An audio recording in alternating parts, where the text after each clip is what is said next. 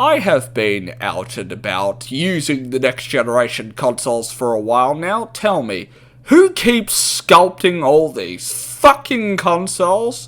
We are in the midst of a pandemic, not to mention a massive fucking shortage on these things, and yet someone thinks it's a grand idea to go around websites selling a PlayStation 5 or an Xbox Series X or S and literally sculpt hundreds and hundreds of fucking consoles. All people want is honest, plain, fair. Nothing more. No more fucking online orders, man. Because all they do is sell out in 10 minutes. In-store pre-orders only.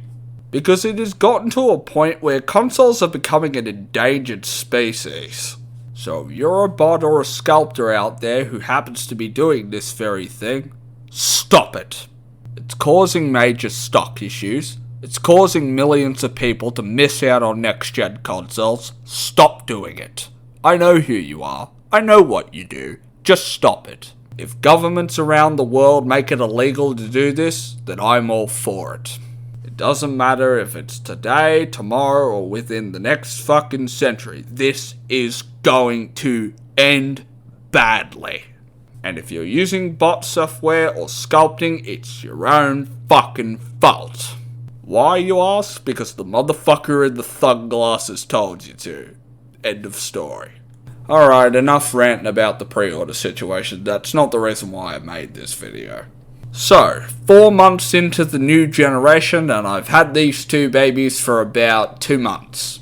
First off, I'll say how much of a damn good job they did at launching Xbox Series X. Much better than my previous launch experience with Xbox One, I tell ya.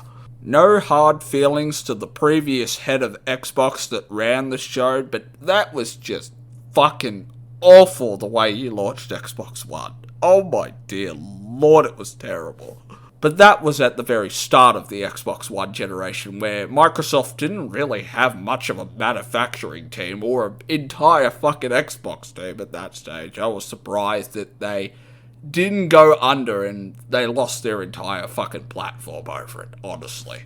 The reason Xbox Series X was so successful at launch, and I'm sure he hears this a lot, is Phil Spencer. The man is a walking genius when it comes to Xbox stuff. He has been the best thing that has ever come along in Xbox history. The best thing.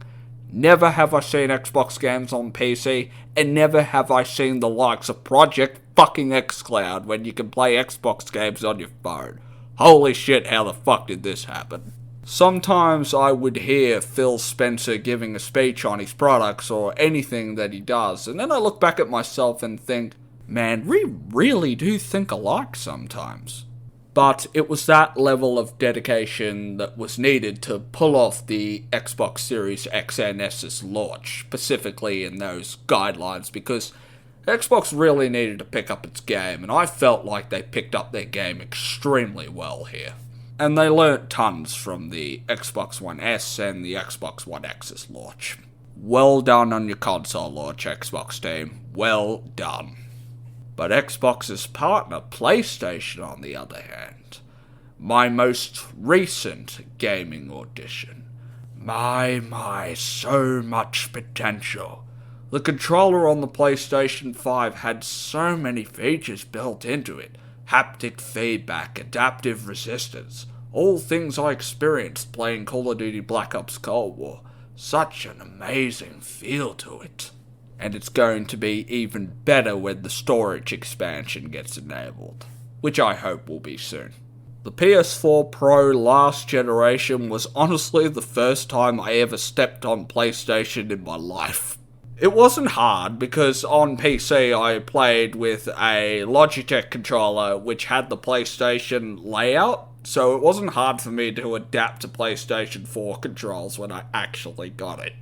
I'm actually relieved I made it my business to buy a PlayStation. I had never fucking touched the console much in my life, and I'm glad I did. But the transition between PlayStation 4 and PlayStation 5 was a major fucking leap.